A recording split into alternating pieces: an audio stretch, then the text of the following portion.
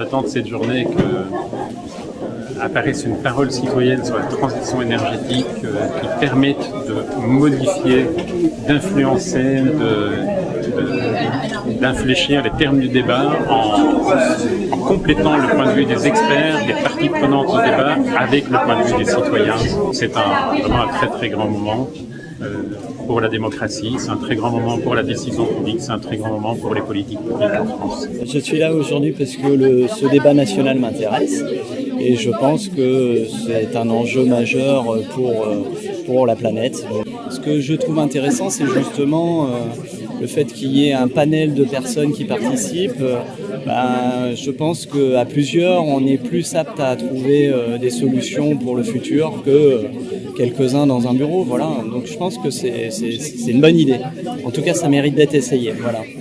J'attends vraiment de savoir comment le processus pour vraiment faire attention aux effets de serre, de les limiter. Le processus pour limiter notre consommation d'énergie, qui est le facteur de tout le monde, qui grève beaucoup notre budget. Et puis voir sincèrement les efforts qui sont faits vis-à-vis de ça. Parce qu'on est en train de se poser des questions. Ça va?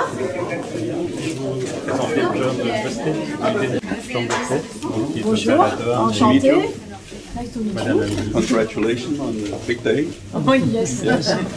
Bonjour.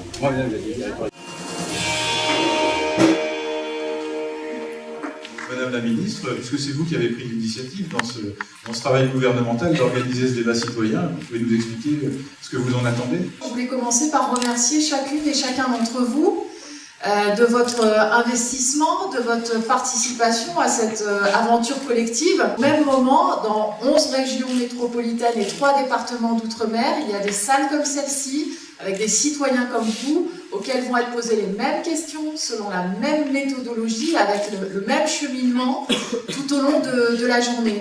Et on a besoin de ce que vous allez nous dire pour prendre les bonnes décisions. On n'est pas dans une concertation pour la concertation. On est là parce que l'énergie, elle est partout dans notre vie quotidienne. Et maintenant, il faut faire des choix, et il faut faire des choix pas simplement qui sont des choix de court terme, pour là tout de suite. On doit faire des choix qui vont nous engager pour plusieurs années, des dizaines d'années, qui donc vont engager les générations futures. Et c'est pour ça que nous avons pensé que ça devait faire l'objet d'une vraie discussion. Et nous voulons faire valoir l'intérêt général, et la définition de l'intérêt général, par principe, c'est celui de la démocratie, c'est celui de la parole citoyenne. Au moment du café, certains d'entre vous m'ont dit « Mais qu'est-ce que vous allez en faire de ce qu'on va vous dire ?» Eh bien, nous allons nous en servir pour débloquer le débat national sur la transition énergétique et pour en revenir à des idées et à des priorités de bon sens. Donc moi, ce que j'attends de vous, c'est aussi de savoir comment vous voyez les choses, quelles sont les priorités, d'après vous, quelles sont vos attentes aussi dans la vie quotidienne, dans la vie de tous les jours. Et cette parole-là, c'est quelque chose qui ensuite va s'imposer à tous dans le processus qui est en cours, qui est un processus qui ressemble davantage à ce qu'on appelle une conférence de consensus, c'est-à-dire chercher des points d'accord entre toutes les parties prenantes dans la société, que simplement une méthode de démocratie participative. Voilà, donc encore une fois, merci beaucoup, je compte sur vous, et bon travail, voilà. La première consiste à agir sur la demande d'énergie. L'idée est de parvenir à utiliser moins d'énergie tout en maintenant notre confort pour en tirer des bénéfices sur le climat comme sur notre facture énergétique. La seconde consiste à développer les énergies renouvelables produites sur le territoire pour à la fois réduire nos importations et pour amener la part de l'énergie nucléaire dans la production d'électricité de plus de 75% aujourd'hui à 50% en 2025. Ces orientations font déjà l'objet d'engagements. Ce qui en ressort, c'est que de toute façon, il va falloir dans un premier temps, avant d'entamer cette transition énergétique, que chacun, qu'il y ait une prise de conscience collective, que chacun pense à son petit quotidien et regarde les efforts qui peuvent être faits, parce que ce sont des sources d'économie d'énergie. Ce que j'espère de cette journée, c'est que nationalement, justement, nous soyons entendus, que nos idées soient retenues dans un but constructif, parce qu'il y a beaucoup de choses à faire. on a participé à cette journée en étant convaincu que ça avait du sens. On sait bien que ça a un double effet, des journées comme celle-là.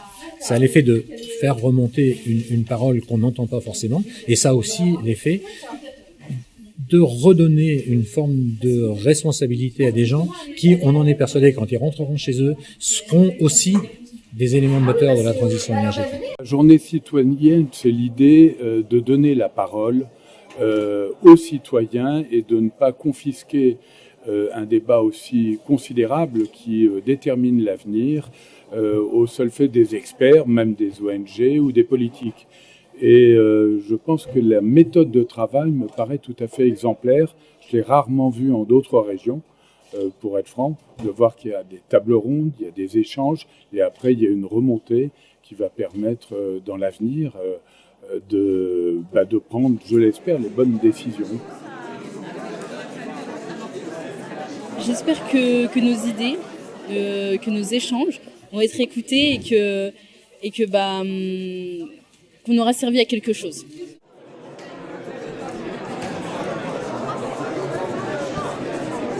Je suis là avec Jean Jouzel. Bonjour à tous. Et merci à vous tous et merci à Marc, à tous les organisateurs.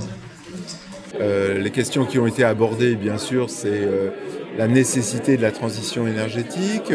Est-ce plutôt risqué ou est-ce que c'est plutôt une chance? D'après ce que j'ai entendu dire, les gens pensent que c'est plutôt une chance, ce qui est très bien. Je pense en plus que ces types de techniques où on met en jeu une intelligence collective, c'est extrêmement satisfaisant et extrêmement porteur et ça produit des résultats très intéressants. J'ai l'impression que ça prend de l'ampleur et donc c'est intéressant. Et maintenant, il faut que non seulement ça ait lieu, mais que ça ait de l'impact sur les politiques publiques.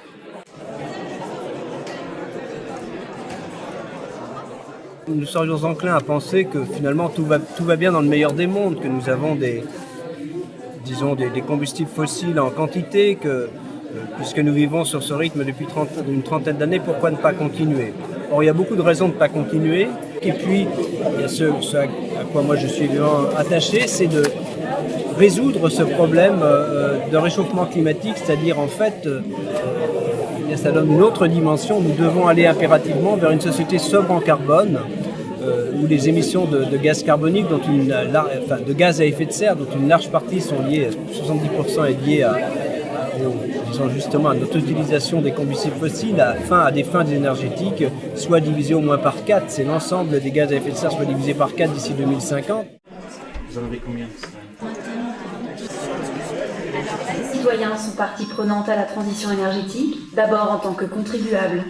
Qu'il s'agisse d'une taxe sur l'énergie ou le carbone, de solutions de TVA réduite ou de systèmes de type bonus-malus, les outils fiscaux font partie de solutions financières en débat.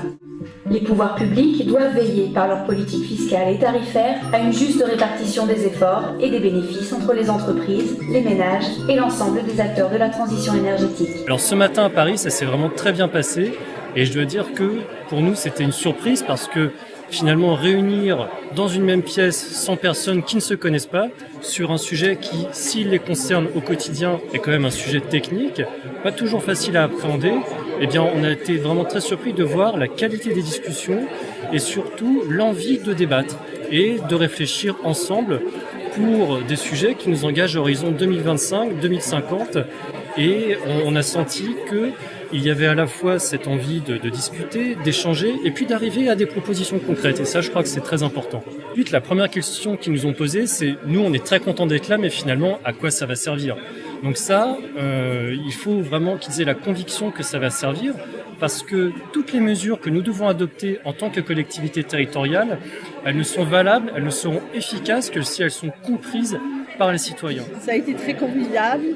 On a retrouvé des gens avec qui on a pu dialoguer ça en toute franchise et en sympathie. Voilà, c'était très enrichissant. On a appris quand même des choses sur nos consommations personnelles, sur la consommation de l'environnement, de notre propre pays. Moi, je crois justement à la richesse de toutes ces personnes qui mettent de l'énergie pour améliorer cet environnement dans les années futures. J'espère que ça va être entendu, parce qu'on n'est pas venu aussi pour rien, pour accomplir une mission. Moi, je fais confiance, oui. Je fais confiance, je pense que ça va être pris en considération. Ici, vous êtes au ministère de l'Environnement, dans la salle C, qui est en fait le QG dans lequel nous avons toute la journée réceptionné les résultats en direct des régions, c'est-à-dire les réponses individuelles qu'ont fait les participants aux questions qui leur étaient posées. C'est ici, donc, au secrétaire général du débat sur la transition énergétique, que nous avons élaboré un protocole, c'est-à-dire la méthode, en collaboration étroite avec le Danish Board of Technology, qui est en fait un institut de recherche danois qui a inventé cette méthode qui s'appelle le World Wide Views, qui s'est déjà pratiquée au niveau international plusieurs fois. Donc cette méthode, elle doit vraiment permettre à ce que les citoyens puissent se faire une opinion publique éclairée, ce qui n'est pas le cas de notre opinion quand on n'a pas forcément eu de temps d'information nécessaire, et puissent surtout se prononcer sur les décisions qui leur semblent importantes à prendre au niveau national. Je pense qu'au terme de cet exercice, on voit apparaître des tendances lourdes. La première, c'est qu'effectivement, la transition énergétique, c'est plutôt une opportunité. C'est surtout une opportunité qui doit permettre de réconcilier des enjeux qui apparaissaient irréconciliables, les enjeux écologiques et les enjeux économiques. Et là, on voit que finalement, c'est une bonne façon de rassembler ces éléments-là, de traiter un certain nombre de grands enjeux écologiques, notamment le changement climatique, mais aussi l'épuisement des ressources, la pollution, ainsi de suite, et en même temps d'apporter des réponses sérieuses à la crise économique. Je n'ai pas du tout été surpris par les résultats du processus d'aujourd'hui. Nos concitoyens comprennent les problèmes du monde. Et ces problèmes du monde font que notre citoyenneté, elle est française, mais elle est aussi planétaire. Donc on accepte ces questions-là. Qu'à partir de ce moment-là, dans les difficultés qu'on connaît aujourd'hui, qui sont la crise économique et sociale, à ce moment-là, les gens sont en recherche de solutions. Je pense que c'est important de savoir quelle est la vision des citoyens de base, et ce qui ressort de la consultation d'aujourd'hui très fortement, mais vraiment de façon même impressionnante, comme si les citoyens et la société française étaient même en avance sur les décideurs. C'est la volonté de développer massivement les énergies renouvelables et les filières industrielles qui vont avec. C'est-à-dire qu'il y a un lien qui est fait entre la question environnementale et celle de la situation économique et de la crise économique dans laquelle nous sommes. I hope that now that France has seen what this method can do, they will also be in the front to promote citizen participation on the European and the global level. So we need these debates on energy in Europe. We need these debates on biodiversity, on climate change at the global level.